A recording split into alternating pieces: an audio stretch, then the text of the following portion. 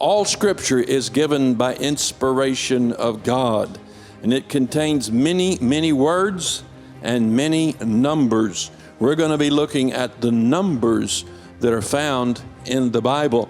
You see, God is the author of numbers. In fact, the entire universe is made up of math. It is structured based on math. Your brain is structured based on math. The signals that your brain sends are all based on math. It's digital, just like a computer. Everything has a structure and an order, from the scale of a fish to your DNA, and it's all mathematically explainable and reducible. Everything except the soul, that is. So when God wrote the Bible, you would expect to find it to be mathematically perfect. You'd expect to find it consistent with the rest of nature if His fingerprints are on it.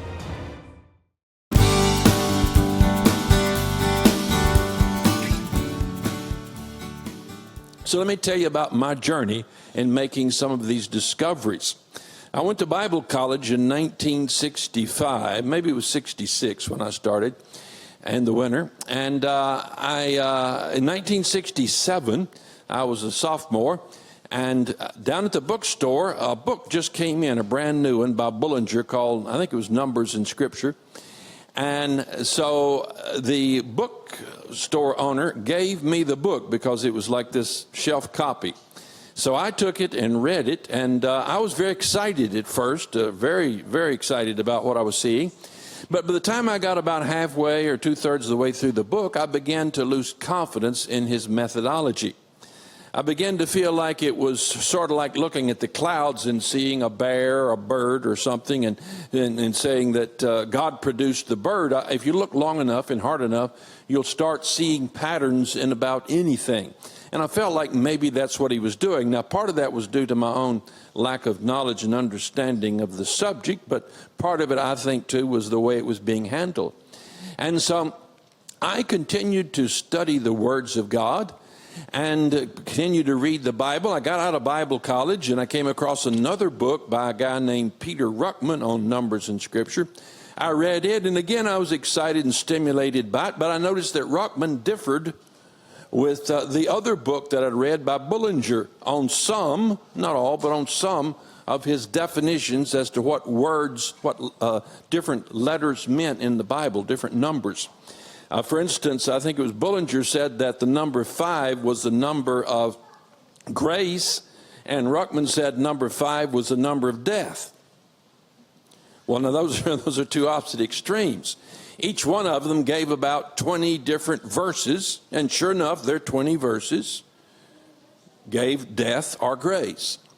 But what I noticed was about half of their verses they shared in common. Christ died, and that's grace. So it was kind of a different side of looking at the same thing. But I, again, was not highly impressed that this was an absolute science that we could go into. And so I kind of put it aside. But over the years, I taught through most every book of the Bible. I studied every book in the Bible. I taught portions of every book in the Bible. And some books I taught 10 or 15, 30 or 40 times. And so in the process of this study, I just realized my mind had become imprinted with the symbolic meaning of Bible numbers. That is, when I came across the number 40, I knew all right away that that meant that there was some testing or probation or trial that was taking place. For instance, Noah's 120 years was divided into 3 40s. The ark, 40 days and 40 nights it rained. And then Moses wandered, it was 40 years in Egypt, tried and tested. 40 years in the wilderness, tried and tested. Then he came back and led the children of Israel out in another 40 years. You see those 40-year periods of testing throughout the Old Testament. Then you come to the New Testament, you find fastings taking place 40 days and 40 nights. And so automatically, without intending to, your mind just sorts of gets this impression that when God uses the number 40, that it has some symbolism behind it. And so it was with all of the numbers. Without intending to, I accepted the fact that the Bible used numbers symbolically. Now, I had not examined it academically, that is, taken all 637 times that a word was used, or 956 times that a word was used, looked up every single one of them to see if that carried all the way through. So that was the beginning of my journey, looking into the different numbers. Now, you're aware that many people say that 13 is the number of sin, death, and judgment. It's interesting that the number 13 appears in the Bible just 13 times. And they're also the ordinal 13th appears 11 times. So 11 and 13 would make 24 altogether. Many people are aware that 13 is the number of sin, death, and judgment, but it is the least proven number of all the numbers in the Bible. In other words, many of them, 100%, are clearly defined in a certain way, whereas 13, some of them are not so clear. But it is, in the majority, the number of sin, death, and judgment. Have you ever noticed that on elevators, they skip the 13th floor? You ever notice that? Why is it they don't have a 13th button? Because there's so many people that are superstitious about the meaning of 13. Same thing with the number 666. So many people are superstitious. Now, where does the Bible say we should pay attention to numbers? Some people say, well, the Bible doesn't say anything about numbers, but it does. Revelation 13, notice the chapter 13 about the Antichrist. And that no man might buy or sell save he that hath the mark. By the way, that word mark right there is the 666th word in the Greek New Testament. 666 word. The mark or the name of the beast or the number of his name. Here is wisdom. Let him that hath understanding count the number of the beast, for it is the number of a man, and his number is 666. So the Bible does tell us that we will know Antichrist when he appears by the numerical value of his name, which will be 666. So this 66 has become a freaky concept to many people. Now, here is the Hebrew alphabet. You see, they didn't have numbers. They made their numbers with their alphabet. And so you see them side by side compared there. Back about 10 or 12 years ago, I guess, I was looking at Jerusalem Post. Israel was having an election. And they gave the numerical value of the names of the people running. This was in their national newspaper. Why? Because the people understanding Hebrew automatically added up the numerical value, and it had some significance to them. So it's still a big part in Israel of the numerical value of names. Now, you understand it better if we look at it in Roman numerals. You remember I equals 1, V equals 5, X equals 10, L equals 50. This is in the Latin language. C equals 100, D equals 500, and 1,000 is M, as in millennium.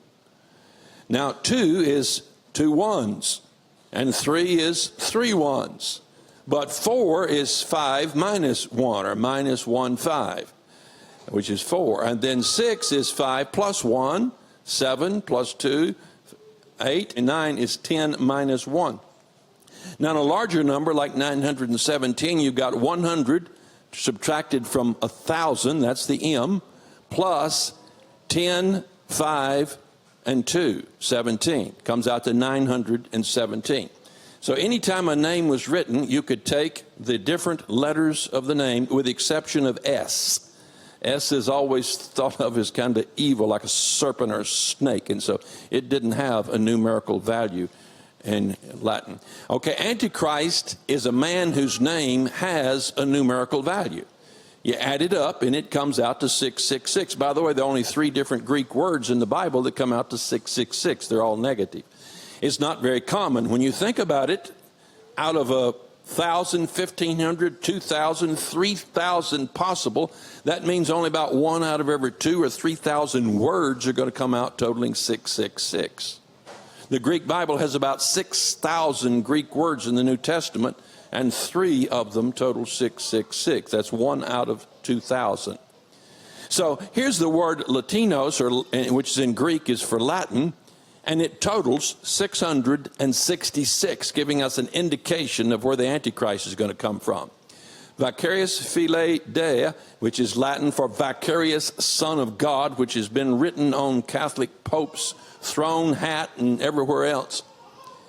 And it means in place of the Son of God, and vicarious adds up to 112, philae adds up to 53, and dea adds up to 501. And if you put all those together, it comes out to 666, a very rare thing indeed. So Romath, Roman kingdom, in the Hebrew language now, we looked at Greek, in the Hebrew language, comes out to 666. It's unheard of that 2 languages should yield the same numerical value when the letters are different and the values of those letters are different. Now, what's interesting is Jesus Christ totals 888. Jesus does it, that is, just Jesus. Revelation has 888 Greek words in it, in the Greek language, 888. The 666th word being Mark, and Jesus equals 888. So there are hundreds of little tidbits like that have to do with numbers that just coincidentally seem to fall out, but the odds are significantly against it taking place. Now let's open the Bible. Revelation 22, for I testify unto every man that heareth the words of the prophecy of this book, if any man shall add unto these things, God shall add unto him the plagues that are written therein. And if any man shall take away from the words of the book of this prophecy, God shall take away his part out of the book of life, and of those things, and out of the holy city, and those things which are written in the book. Now, I was studying the book of Revelation several years ago, and I decided to, when I read that passage, I decided to count the words in the book of Revelation to see how many there were, because if you add to them or take them away, then you're in trouble. So you need to know how many there are, right? So you don't end up losing any of them. So I counted them on my computer in the King James Bible, and I came out to 11,996, 4 short of 12,000. Now, I knew that 12 is the number of rule, especially of Israel. And it's 12,000 is the number for nations in the Bible. The book of Revelation is about the nations, and it's about Israel. So I knew that there were 4 words that should be in there that weren't in my computer. So I went back and got a photostat copy of the original 1611. And I got a little clicker. I still got that clicker. In fact, I used it this week. And I sat there and I counted each paragraph and totaled it up, each column and totaled it up, each page and totaled it up. If I counted it 3 times, if I got it 3 times alike, I stuck with that number. If I got one that was not right, I kept going till I got it 3 times right. And if I got 2 or 3 times wrong, I'd go till I had 6 times straight in a row right. And so I was very careful to count them, and I added up all of them in the original 1611, and I came out to exactly 12,000 words. The only thing I already knew that the typesetters had left out 4 words, just accidentally dropped them like for and unto. And so when you add those back in 2 years later, that should have made 12,004. But I counted those, and there was still just 12,000 2 years later after adding those back in. What had happened was, in the first one, they had taken words like first fruits and kept it 2 words. In the second edition, adding those 4 back in, they took those 4 combinations and said first fruits and made it 1 word. So God maintained exactly 12,000 in the original with 4 mistakes in it, and in the next one. So then I took my English computerized Cambridge version, and I counted every word in it by looking at the Hebrew original 1611 and going word by word through the whole book and comparing it to what was on my computer. And what I found was that the computer was reading first fruits and first begotten at one word each instead of the 4 words that they were in the text. So there was still 12,000 in my computerized version. It's just the computer counted them as one word. So things like that are not an accident. They're a statement that the hand of God is on it, even on the translations themselves. So here is the 12,000 words. That's your copy of the original 1611. After reading it in about a half hour, you get to where you can read it fluently.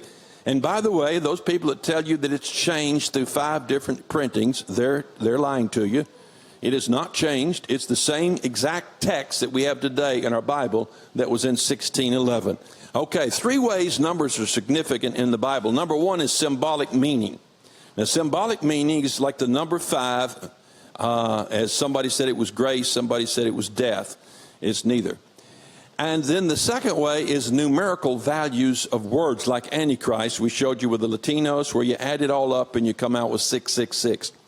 The third way numbers are significant are the number of times words are used, which we just talked about, the 12,000 words. So what I did in the book of Revelation was I counted every single word in the book of Revelation, and I have a chart, a table, and I have each word, and I have a number that tells me how many times that word appears in the book of Revelation. So I also have a copy of the book of Revelation with a number beside each word. Did it on a computer, a little bitty, one of those little superscripts. And I put a number beside each word telling me exactly how many times it appears. And what I found out was that words are used in the book of Revelation the number of times that fits the meaning of the context of the word. Which would take a bunch of geniuses to create a book like that. The number 1 is found in the Bible 1,697 times. Over a 3-day period, I studied each one, context and all. It's kind of like reading the whole Bible all the way through. So I spent many, many hours, and I have never gotten as good a blessing as I did reading the word 1 throughout the whole Bible. It's an amazing thing to do. Now we're going to go through 1 and 2 tonight, only 1 and 2.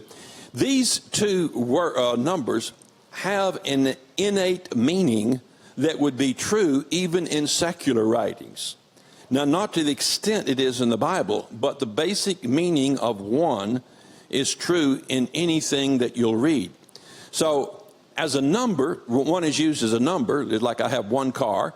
1 is used as a determiner, which I went to the 1 store in town, that's not numbered. And then as a pronoun, 1 must study to gain knowledge. So we're not looking so much at the determiners and the pronouns. We're looking at the numbers, the number 1, not 2, not 3, but 1, the numerical number. So that is the I, the 1, the standalone. And it means, it's used consistently throughout the whole Bible, is just 1 and no more. 1 above all. Supremacy, unique, apart from all others in its class. And of course it would be that way in most anything you'd read. If he said they caught 1 fish, that was the supreme fish. He said, I just have 1 car, I have 1 wife, or whatever you might be saying. You're saying I have 1 and no more, and that's supreme and unique. But the Bible used it in a special way, as you will see as we go through a few of the verses. Here it is. Genesis 10:8, and Cush begat Nimrod. He began to be a mighty one in the earth. That's the pronoun. That's the person. That's not number. I'm just giving you an example. He began to be a mighty one in the earth. And here it is, a pronoun again.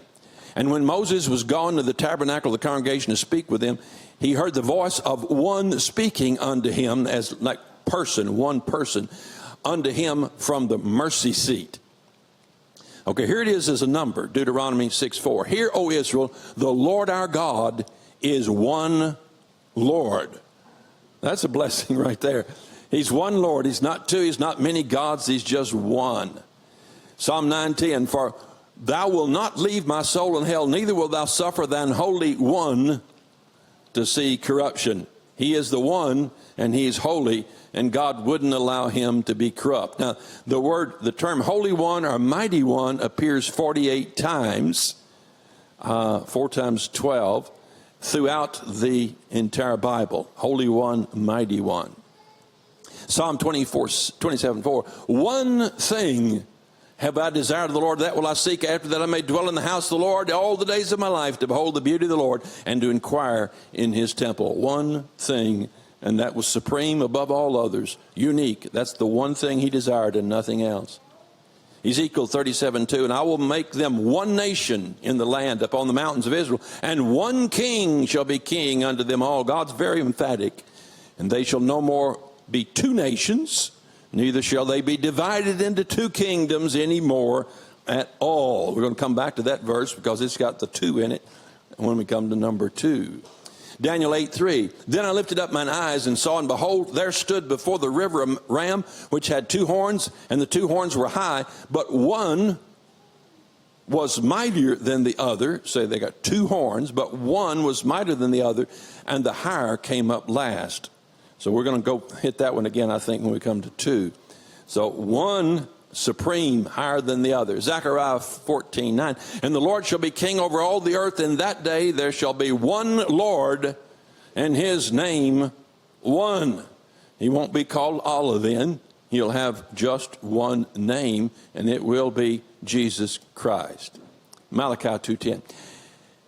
Have we not all one Father? Hath not one God created us? So one Father, one God, who, when He had found one pearl of great price, went and sold all that he had and bought it. But be ye not called Rabbi, for one is your master, even Christ, and you're all brethren. Then Jesus, beholding him, loved him, and said unto him, one thing thou lackest, go thy ways, sell whatsoever thou hast, and give it to the poor. Thou shalt have treasure in heaven. Come, take up your cross and follow me. One thing you lack, one thing supreme above all others. But one thing is needful, and Mary hath chosen that good part which shall not be taken away from her. Just one thing is needful. Everything else is not needful. That's the one thing which was sitting at Jesus' feet and listening to Him talk. He answered and said, whether he be a sinner or no, this is the blind man healed, I know not. One thing I know, that whereas I was blind, now I see. So this man knew one thing for sure. I used to be blind. He made me see. John 10:16. And other sheep I have which are not of this fold, and them also I must bring, and they shall hear my voice, and there shall be one fold and one shepherd. I and my Father are one. Not 2, just one. Now consider that it is expedient for us that one man should die for all the people, not the whole nation should perish. He that rejecteth me and receiveth not my words hath one that judgeth him. Because thou wilt not leave my soul in hell, neither will thou suffer thine Holy One to see corruption.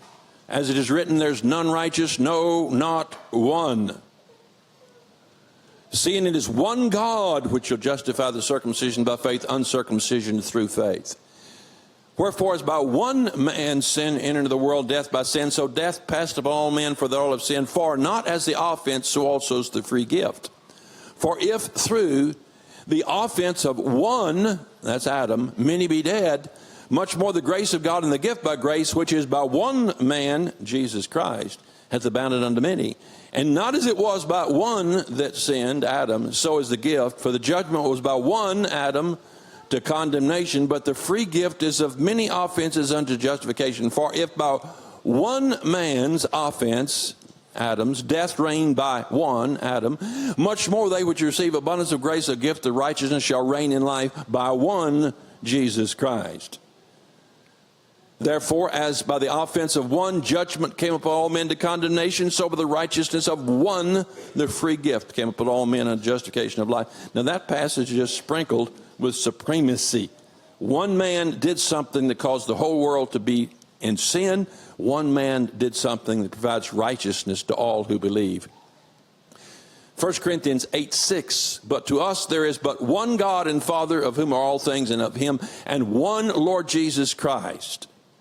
There's one body, one Spirit, even as you're called in one hope of your calling, one Lord, one faith, one baptism, one God and Father of all, who is above all and through all and in you all. Now, if that's not supreme, above all others, standing alone, can you see that?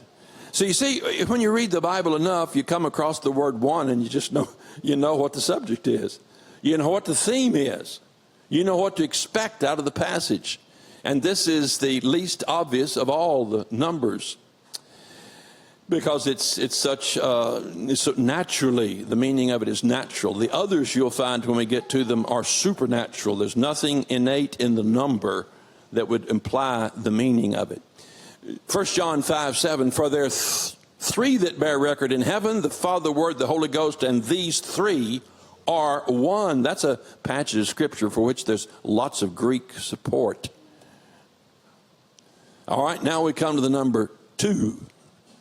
Notice the 2 there is 2 ones divided by a space. You see that, the way it's built? The number of division, things divided, 835 times it appears. And that's not counting the ordinal, like twice or once with 1. That's just the cardinal 1 and cardinal 2. The number of division, things divided, 835 times. Okay, here's a passage we already looked at, Ezekiel 37:22. And I will make them one nation in the land upon the mountains of Israel. One king shall be king unto them, and all they shall no more be 2 nations. You see the division? Neither shall they be divided into 2 kingdoms at all. And 2 is the number of division. So it uses the number beautifully there. Daniel 8:3, then I lifted up mine eyes and saw, and behold, there stood before the river a ram which had 2 horns.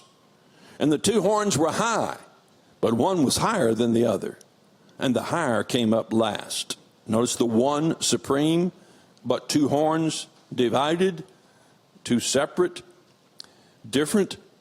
Genesis 10:25, and unto Eber were born 2 sons. The name of the one was Peleg. That's the name of my dog. But I didn't get it out of the Bible. I got it out of one of his dirty habits. For in his days was the earth, what? Divided. So these 2 sons, division took place. Notice there's no division where the sons are concerned, but the division happened where these 2 sons were. And his brother's name was Joktan. Genesis 1:14, and God said, let there be lights in the heaven, the firmament of heaven, to divide the day from the night. And God made 2 great lights, the greater light to rule the day, the lesser light to rule the night. Notice the division. They're different. There are 2 of them, but one is different from the other. One rules the day, one rules the night. 2 great lights divided. Genesis 25:23, 2 nations are in thy womb, and 2 manner of people shall be separated from thy bowels, and the one people shall be stronger than the other, and the elder shall serve the younger. So here's 2 divided, 2 of the same kind, but different in their attributes. Matthew 6:24, no man can serve 2 masters. For either he'll hate the one and love the other, else he'll hold to the one and despise the other. You cannot serve God and mammon. Can't have 2 masters. God on one side, mammon on the other. 2 women shall be grinding at the meal. The one shall be taken, the other left. Do you see the division in all these passages? 2 men went up into the temple to pray, the one a Pharisee, the other a publican. And we keep reading, we know that one of them went down to his house justified, the other one didn't. 2 that were different, divided. Galatians 4:24, which things are an allegory, for these are the 2 covenants, the one from the Mount Sinai, which gendereth to bondage, which is Agar, and then the other one from above. So there are 2 covenants, one from Mount Sinai, and the other a promise from above. Philippians 1:23 and 24, for I am in a strait betwixt 2, Paul said. In other words, I am constrained between 2 options. Having desired to depart and to be with Christ, which is far better, nevertheless to abide in the flesh is more needful for you. So Paul was caught between 2 options, 2 different extremes, and he was divided between them. The 2 pillars, now this is an example. There's quite a few of these in the temple. And this is an example of 2 being used in not so obvious division, but clear division. The 2 pillars and the 2 bowls of the chapiters that were on top of the 2 pillars, and the 2 networks to cover the 2 bowls of the chapiters, which were upon the top of the pillars. So 2 was divided, even though it's not quite as obvious. Sometimes passages, if they stood alone, wouldn't necessarily dictate a symbolic meaning. But when you find 85 to 95% of the usage very strongly symbolic, that other 5 or 10 or 15% that seems to be just incidental, like the number or measurement of something, we know we can apply the same meaning because it doesn't innately have any other meaning, and we can see that division in it as well.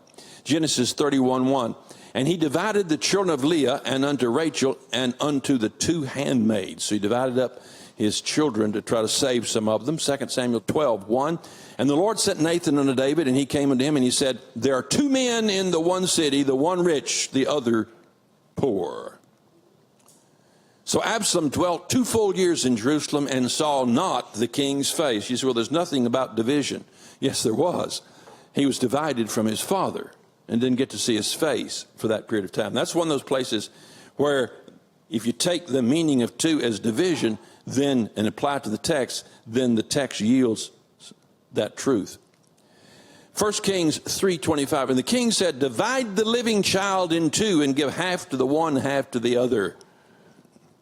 Of course, he didn't want that to take place, but he knew he'd expose the heart of each one of the women.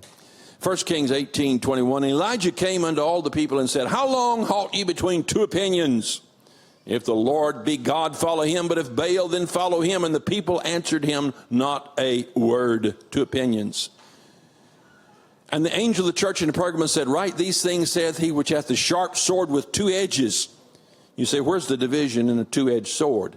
Well, you got another passage of scripture which says that 2-edged sword pierces to the dividing asunder of soul and spirit, joints and marrow, and is a discerner of the thoughts and intents of the heart. So the 2-edged sword there, other passages tell us it is for the purpose of dividing and separating the soul from the spirit in our conscious state. Now, it's going to get a lot more fascinating when we come to 3, 4, 5, 6, 7, 8, because those numbers don't have any inherent or innate meaning.